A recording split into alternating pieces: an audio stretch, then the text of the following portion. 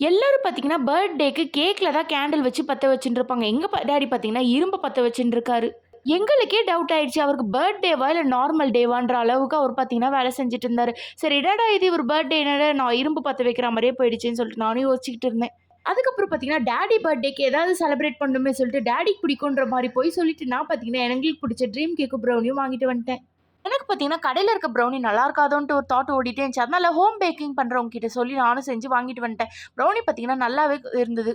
நல்லா சாக்கோ சிப்ஸ்லாம் போட்டு சாக்லேட் சிரப்லாம் ஊத்தி செம்ம டேஸ்ட்டாவே இருந்தது ப்ரௌனி.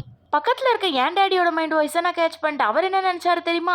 என் பர்த்டேன்னு சொல்லிட்டு எனக்காக வாங்கிட்டு வந்தது எனக்கு ரூ. 1 கூட குடுக்காம எல்லாத்தையும் நீங்களே காலி பண்றீங்களேன்னு நெனச்சிட்டு இருந்தாரு. அப்புறம் சரி டாடிய பாக்கவும் பாவமா இருக்குன்னு சொல்லி அவகிட்ட குடுத்துட்டு, நெக்ஸ்ட் ஐட்டம் ஓப்பன் பண்ணலாம்னு சொல்லிட்டு ட்ரீம் கேக்க ஓப்பன் சரி எப்படியோ நம்மளுக்கு பிடிச்ச ப்ரௌனியும், ட்ரீம் கேக்கும் டாடி பேர சொல்லி சாப்பிட்டாச்சுன்ட்டு இப்படி திரும்பி பார்க்கறதுக்குள்ள எங்க அம்மா வடைக்கு ஊற வச்சுட்டு இருக்காங்க. நாங்க ப்ரௌனி வாங்குறது தெரியாம. அந்த காலத்துல எந்த விசேஷம்னாலும் வீட்ல வடை, பாயாசம், பொங்கல் தானே. அதனால எங்க அம்மா பார்த்தீங்கன்னா, வடைக்கும் ஊற வச்சுட்டாங்க. அழகா செம்மையா வடை சுட்டு குடுத்தாங்க. இது பார்த்தீங்கன்னா, கருப்பு மூக்கன்ல வடை. வாங்கி ரொம்ப நாள் ஆச்சுன்னு சொல்லிட்டு இந்த மாரி யூஸ் பண்ணிட்டாங்க. இதே கருப்பு சுண்டலா செஞ்சா நாங்க சாப்பிட மாட்டோம்னு சொல்லிட்டு வடையா போட்டு குடுத்துட்டாங்க. செம்மையா நாங்களும் சாம்பார் தொட்டு சாப்பிட்டோம்.